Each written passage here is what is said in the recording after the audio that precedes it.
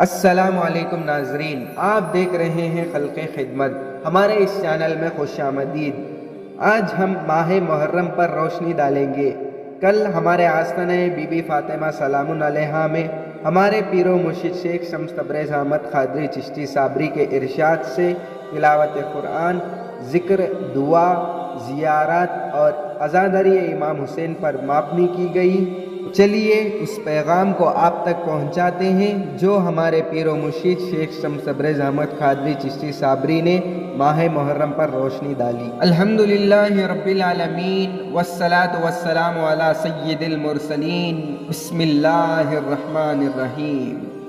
میرے عزیز دوستوں، پیارے بھائیوں اور بہنوں، آج ہم ایک ایسے مہینے میں داخل ہو چکے ہیں جو کسی تاریخی مقام کا صرف ذکر نہیں بلکہ انسانیت کے لیے ایک روحانی تحفہ ہے۔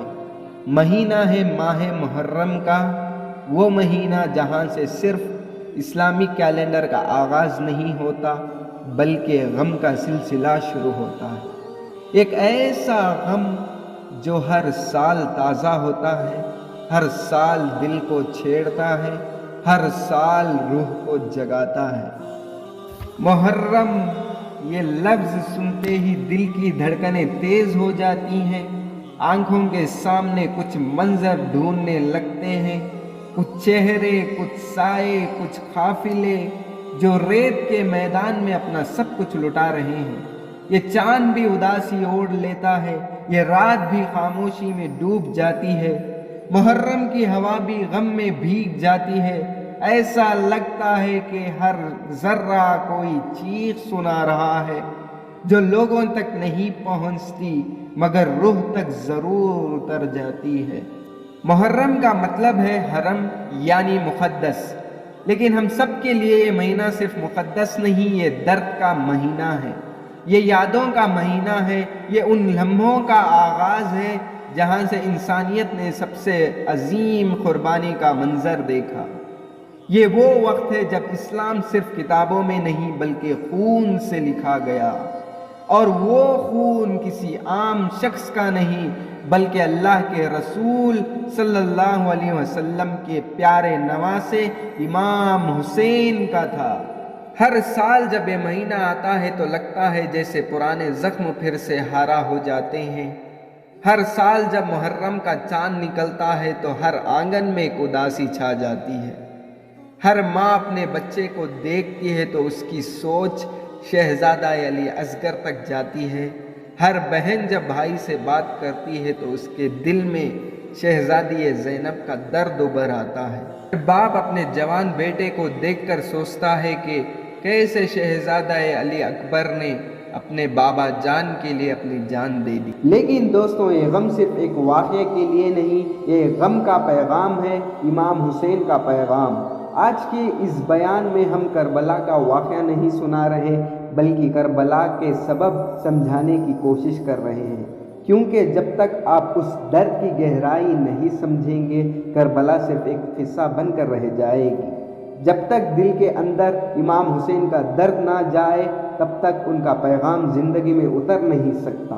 امام حسین کا پیغام تھا ظلم کے سامنے نہ جھکنا، یہ پیغام تھا حق کے لیے قدم اٹھانے کا، یہ پیغام تھا اس بات کا کہ اگر دنیا کی ہر طاقت تمہیں جھکانا چاہے تو بھی تم صرف اللہ کے سامنے جھکو۔ ان کا پیغام تھا کہ حق کبھی اکیلا نہیں ہوتا، اگر تم سچ کے ساتھ ہو، چاہے تمہارے ساتھ صرف کچھ لوگ ہوں لیکن تم کبھی کمزور نہیں ہو۔ حسین علیہ السلام نے دنیا کو بتایا کہ قربانی کا اصل مطلب کسے کہتے ہیں۔ ظلم صرف تلواروں سے نہیں ہوتا، ظلم خاموشی سے بھی ہوتا ہے۔ جب تم حق جانتے ہو لیکن کہنے سے ڈرتے ہو تو تم خود ظلم کا حصہ بن جاتے ہو۔ امام حسین نے خاموشی کو توڑا، انہوں نے دنیا کو دکھا دیا کہ کبھی کبھی خاموشی موت ہوتی ہے اور کبھی کبھی موت زندگی بن جاتی ہے۔ جب نام امام حسین کا ہو تو موت بھی امر ہو جاتی ہے۔ محرم ہمیں روحانی طور پر جگاتا ہے، یہ وقت ہے سوچنے کا، روکنے کا اور اپنے اندر جھانکنے کا۔ کیا ہم امام حسین کے اکیلے پن کو سمجھ رہے ہیں؟ اس تنہائی کو جب کربلا کے میدان میں حق پر کھڑا انسان اکیلا رہ گیا، وہ لمحہ جب آسمان بھی رو پڑا اور زمین بھی غم سے لرز اٹھی جب ہر اپنا چھوڑ گیا، لیکن امام حسین نے صرف اللہ کو اپنا سمجھا۔ ان کا اکیلا پن صرف فزیکی نہیں تھا، یہ اس سچائی کا بوجھ تھا جسے دنیا سمجھنے کو تیار نہ تھی۔ کیا ہم واقعی اس صف میں ہیں جہاں امام حسین چلتے ہیں؟ کیا ہم انہی اصولوں پر زندگی گزار رہے ہیں؟ کیا ہم حق بولنے کی ہمت رکھتے ہیں؟